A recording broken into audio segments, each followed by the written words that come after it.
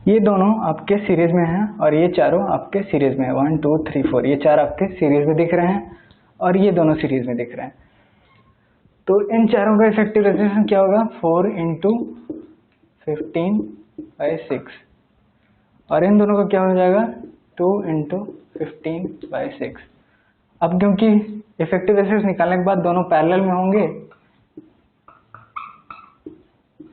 तो इसलिए क्या हो जाएगा? 60/6 × 30/6 अपॉन 60/6 + 30/6। अब इसको सिंप्लीफाई करके आप निकाल सकते हैं।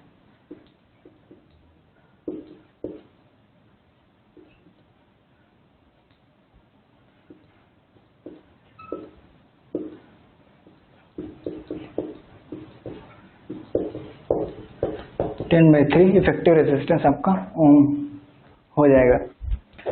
और अगर क्वेश्चन में थर्ड पार्ट दिया है आपका कि अगर हम D के क्रॉस निकालते हैं तो 1 2 3 ये सीरीज में है, 1 2 3 ये सीरीज में है, तो ये तीनों सीरीज में है आपस में और ये तीनों सीरीज में है और उनका इफेक्टिव रेजिस्टेंस जो होगा वो दोनों पैरेलल में है। तब क्या निकालेंगे? 3 × 15/6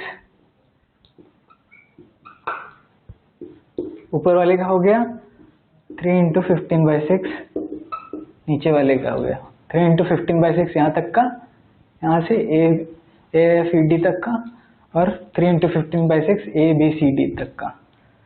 अब क्योंकि जो दोनों का इफेक्टिव रेजिस्टेंस है वो दोनों पैरेलल है तो पैरेलल के लिए क्या हो जाएगा? 3 R1 × R2 upon R1 + R2। तो R1 क्या था आपका? 3 × 15/6, R2 क्या था? 3 × 15/6। तो दोनों मल्टीप्लाई कर देंगे अपॉन R1 + R2, तो 3 × 15/6 + 3 × 15/6। तो ये इक्विवेलेंट हो जाएगा आपका 3 × 15/6 × 2 15/4 ओम। तो ये हो गया आपका थर्ड पार्ट।